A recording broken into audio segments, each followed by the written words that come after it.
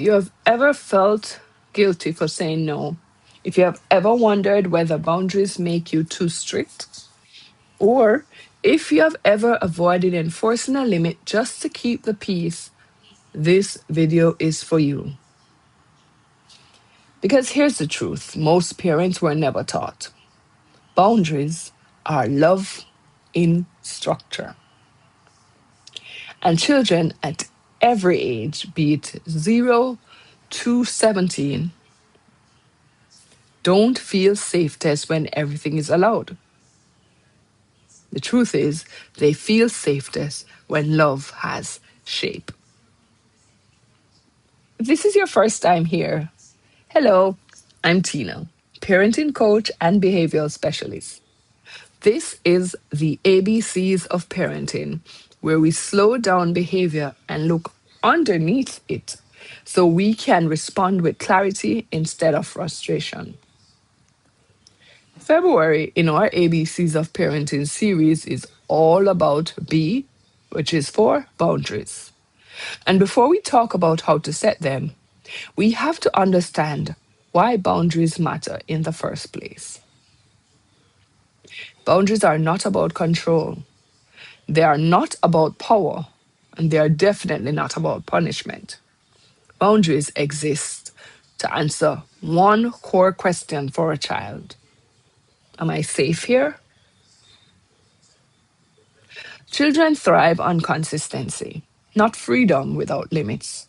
Consistency. And when a child knows what to expect, their nervous system can relax. When they don't, their behavior often becomes louder, not worse. Unpredictability leads to anxiety. Anxiety leads to behavior changes. Boundaries reduces internal chaos. Many behaviors parents call defiance are actually confusion. When expectation changes, depending on the day, the mood, or the level of exhaustion, a child doesn't know what to expect. So instead of settling, they push. Instead of cooperating, they test. Not because they want control, but because they're searching for that stability. When boundaries are clear, kind, and consistent, children learn something powerful. The adults in my life mean what they say, and I can trust them. Inconsistent boundaries teach children to test harder. Not because they're manipulative, but because they're searching for stability. So when a child hears the same expectation calmly, consistently, and without lectures, yep, without lectures, their nervous system relaxes. They don't have to guess what comes next. They don't have to negotiate safety. This is how trust is built, not through endless explanations, but through steady follow through. Let's be clear. Boundaries are not about controlling children. They're about caring for them. So when set with love, boundaries says, I care enough about you to guide you. So, for example, when a parent says no one day, then the next day they come and they say maybe. And the next day they go, okay, fine, just do it. After that, the child learns that limits are flexible depending on persistence. So, what would look like manipulation is often a learned response to our inconsistencies as parents. Testing isn't rebellion, it's a request for something steady. Mommy, can I go to a sleepover this weekend? No, I don't do sleepovers. Mommy, can I go to a sleepover next weekend? If you tidy your room, I'll send you. Maybe. Mom, can I go to a sleepover next weekend? Okay, fine. Okay, fine. Okay, I'll send you. The child learns that limits are flexible depending on their persistence. So they are going to test you. Children are not born with self control. We lend them ours through boundaries until theirs develop. Every calm limit you hold today becomes an internal compass tomorrow. Mommy, can I go to a sleepover by my friend's house? No, I don't do sleepovers, but maybe your friend can come? Mom, can I go to the sleepover? Everyone else is going. It's going to be fun. It's all girls. Her mom's going to be there. Her dad's going to be there. Her brother's going to be there. I'll be safe.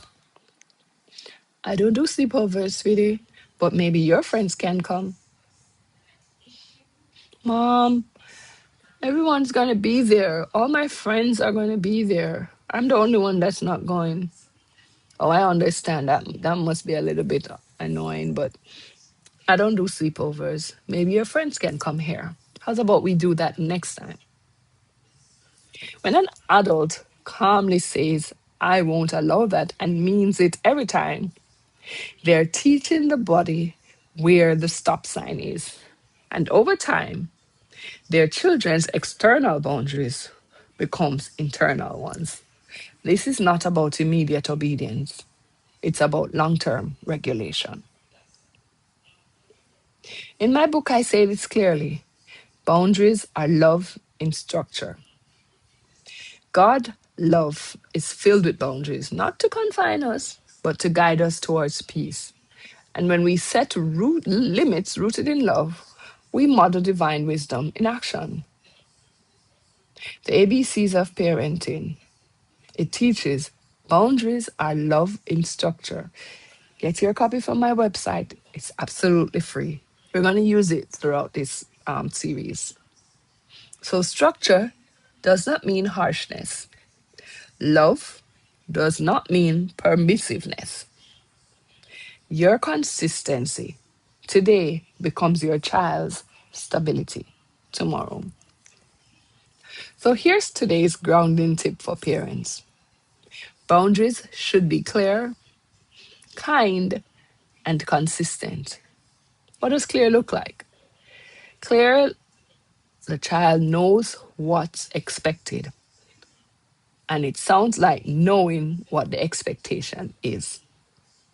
Kind is no shaming, no yelling, or threats, just acknowledging the feeling without removing the limits.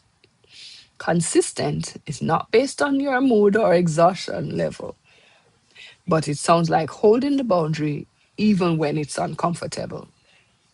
So clear, this is the limit. Kind, I know this is hard. Consistent, the limit stays. You don't need more rules. You need fewer boundaries held with more confidence. I want you to take a moment and reflect on this. What boundaries do I struggle to hold firm on? And what might help me keep it with more love and confidence? Awareness always comes before change. Interact in the comments. Let me know, what is it that you have struggled to hold firm to. Let's share. Next week, we're going to talk about how of boundaries, what it actually sounds like, how to hold them without yelling, and what to do when your child pushes back, because they're going to be pushing back. And that doesn't mean you're doing it wrong. It means you're learning to do it differently. If this resonates with you, let me know in the comments what boundaries feel hardest right now. And if you're parenting in survival mode, not failure, this space is for you. Come on, mommy, daddy, you know we are always sometime on the last straw. So if you're parenting in survival role, this space is for you. Come on back next week, Thursday, and we will be doing about the house of boundaries. subscribe so we can walk through this together. You have found your tribe, mommy and daddy, and we are going to do this parenting thing together. We didn't get a blueprint in the hospital, but we can do this together. Have a blessed day.